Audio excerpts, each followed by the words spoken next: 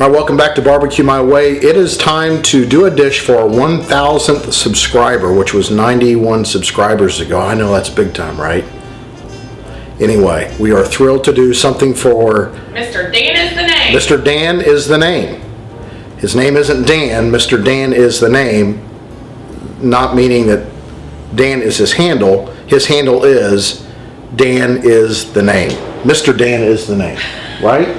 Yeah. Mr. Dan is the name. Mr. Dan is the name. Mr. Dan is the name. We're doing smoked chicken omelets, and he also at some point in time wants us to do sausage. What is it with sausage? Something and rice? Sauerkraut and rice. And we may do that later. But anyway, this is for Mr. Dan is the name, for being our 1,000th subscriber. We're going to show you how to do an omelet, and we smoked a chicken today. It's going to have spinach, cheese, garlic, mushrooms. Mr. Dan is the name's going to love it.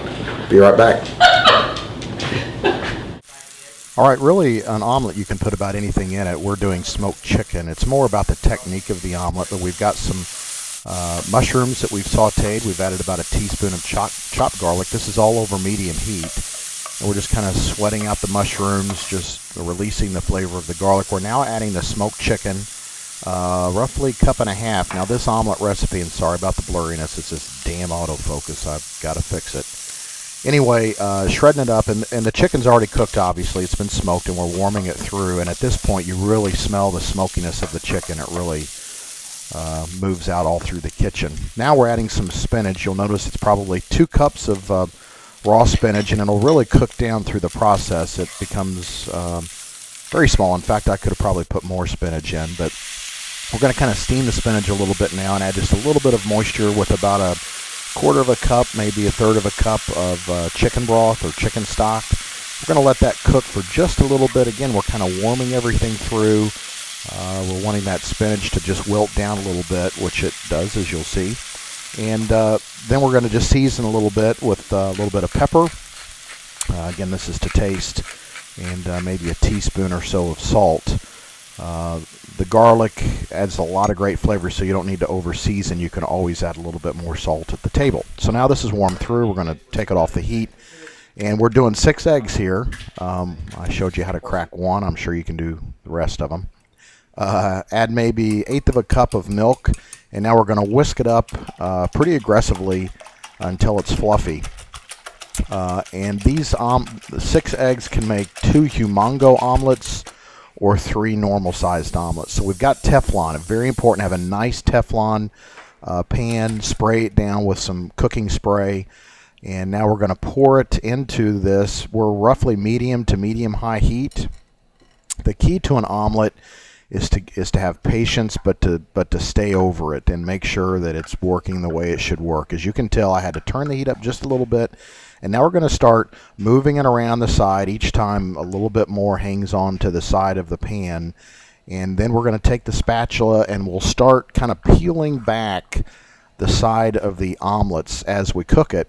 And what that does is make sure that A, it's going to continue to be, you can pull it off when it's time, but B, it also allows the uncooked egg mixture to get behind the omelet, and it kind of thickens it up around the sides. You can also pierce the middle in a few places to make the middle thicker if you like to, but I've always felt like it's the sides that really need the work, that the middle takes care of itself.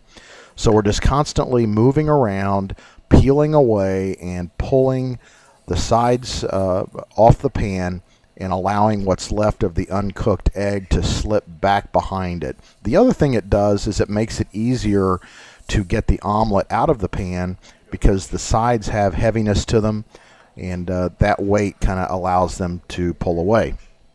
Now, if you'll notice, I'm showing this whole thing just to give you a real-time idea of how long the process takes. Again, this is over medium-high heat.